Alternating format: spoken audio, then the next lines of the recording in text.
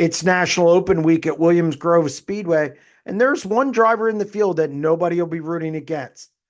Fellow drivers included. If they can't win it, they hope he does. We discuss it on today's edition of the Sprint Car Limited 90 at 9. Before we get into it, don't forget to click the subscribe button on our YouTube channel and also check out our daily exclusive content at www.sprintcarunlimited.com. I can't bring myself to root on a driver or team covering a specific event. It's one of the first rules I was taught while learning the journalism ropes at the Harrisburg Patriot News. The old adage, no cheering in the press box, applies both out loud and even to yourself quietly. But Daryn Pittman is testing my resolve. He has become the Susan Lucci of the National Open, finishing second a ridiculous 6 times in this crown jewel event. It's getting to the point where I find myself pulling for him to finally crack victory lane. It's long overdue. Pittman has lost this one in a variety of ways.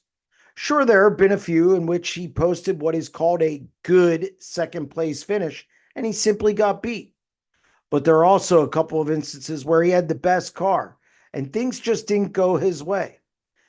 The end result was Pittman swallowing the bitter pill of another runner-up finish. The amazing part is that Pittman has done this in 5 different cars. The most brutal might be 2011, when he lost out to Jason Myers while piloting a Hefner Motorsports number 27. Last year was comparable, when Brent Marks surprised the Oklahoma driver on the cushion and drove off to the win.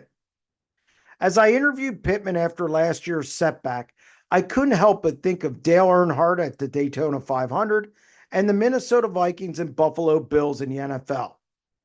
Earnhardt eventually broke through, and I have to admit, it would be a good story if Pittman could do the same this week.